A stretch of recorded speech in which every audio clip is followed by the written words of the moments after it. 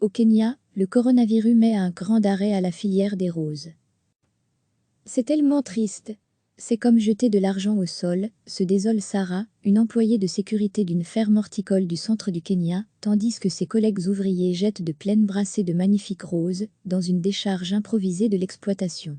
Dans la ferme Bliss Flora de Njoro, à quelques 180 km au nord-ouest de Nairobi, la crise du Covid-19 se fait sentir à plein. Plus aucune des 100 000 à 120 000 euros produites quotidiennement et destinées à l'export ne trouve preneur. Les rots continuent d'être produites quotidiennement et nous devons les récolter et les jeter entre l'effondrement du marché européen, où partent 70% des fleurs coupées produites au Kenya, et les restrictions sans cesse plus fortes dans le secteur aérien. C'est toute la filière qui a mis les deux genoux à terre. Dans l'exploitation de Njoro, d'immenses serres se succèdent sur 37 hectares, reliées les unes aux autres par un système de récolte de l'eau de pluie qui vient alimenter des bassins de rétention. Au centre, des locaux administratifs modestes et propres, bordés de gazon manucuré. Et depuis 10 jours, un peu à l'écart, une décharge improvisée, où les monceaux de rots pourrissent au soleil. Comme il s'agit d'un produit vivant, nous ne pouvons pas arrêter, d'un coup, de fonctionner. Les rots continuent d'être produites quotidiennement, et nous devons les récolter et les jeter, explique Sachin Apachu, le directeur général du site. Dans une des serres, Andrew Awo, l'un des quelques 500 employés de la ferme, coupe des roses, comme il le fait depuis 8 ans. L'heure est sombre pour l'ouvrier de 51 ans, qui se demande ce que lui réserve l'avenir. Lire aussi, coronavirus. La présidente de la BCE s'attend à une récession considérable en zone euro. Les choses sont tellement différentes à cause de ce coronavirus. J'ai des enfants qui vont à l'école. Je dois trouver de quoi acheter de la nourriture, payer le loyer, énumère-t-il. Apachu, 47 ans, constate les dégâts avec beaucoup d'émotion. Ça faisait déjà peur de regarder un film de 3 heures sur ce genre de virus et ses conséquences sur la société, mais de devoir le vivre pour des jours, qui sait, des mois, ça fait vraiment peur. C'est même terrifiant, à vrai dire. Pour limiter la casse, il a instauré un système de rotation des équipes pour que chacun des employés touche au moins 50% de son salaire. Il est également allé voir les banques des environs pour demander et obtenir une suspension du remboursement des prêts contractés par ses employés. Mais jusqu'à quand pourra-t-il tenir? Pour Clément Tulesi, le directeur du Conseil kényan des fleurs, Kenya Flower Council, qui chapeaute la filière, les 170 fermes horticoles du pays manquent déjà cruellement de liquidités. Nous sommes à court de cash. Chaque jour, nous perdons environ 250 millions de shillings, soit environ 2,1 millions d'euros, explique-t-il. Les gens en Europe ont deux préoccupations immédiates, la nourriture et leur propre sécurité sanitaire. Le reste, c'est du luxe. Et, à l'heure actuelle, ils considèrent les fleurs comme du luxe, résume-t-il. Le patron de la filière pointe également la limitation des rassemblements pour les mariages ou funérailles, qui contribue à la chute de la demande.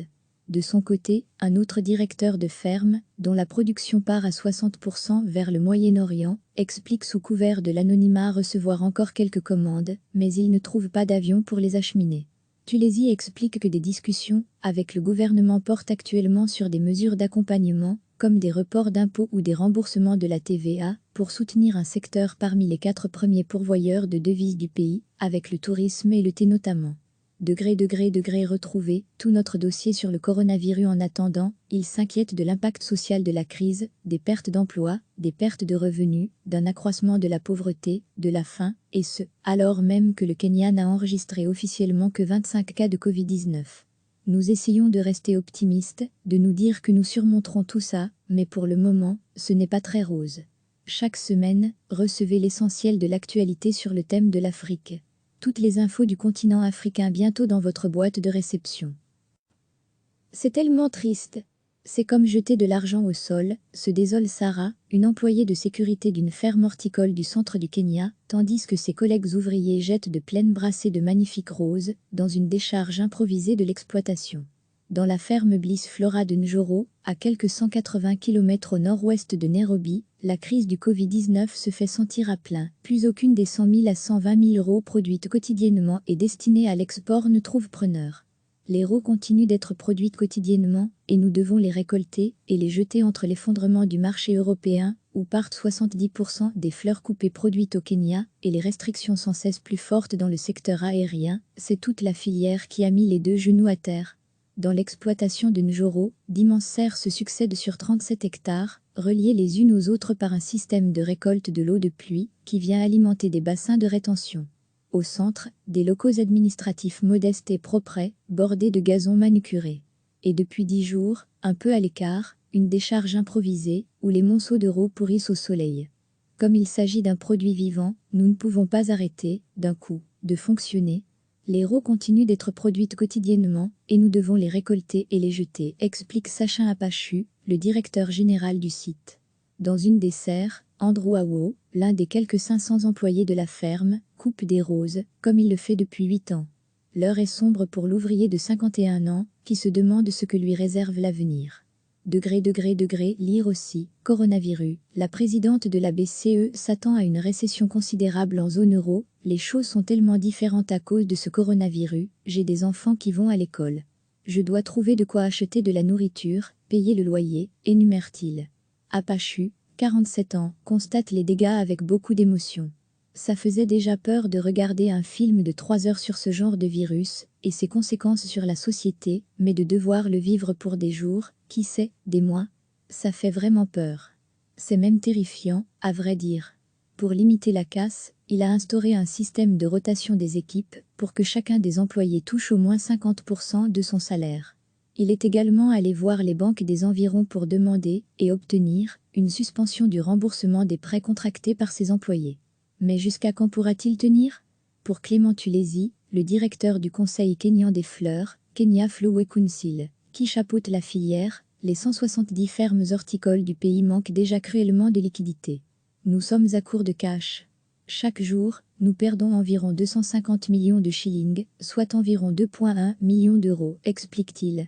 Les gens en Europe ont deux préoccupations immédiates, la nourriture et leur propre sécurité sanitaire. Le reste, c'est du luxe. Et, à l'heure actuelle, ils considèrent les fleurs comme du luxe, résume-t-il. Le patron de la filière pointe également la limitation des rassemblements pour les mariages ou funérailles, qui contribue à la chute de la demande.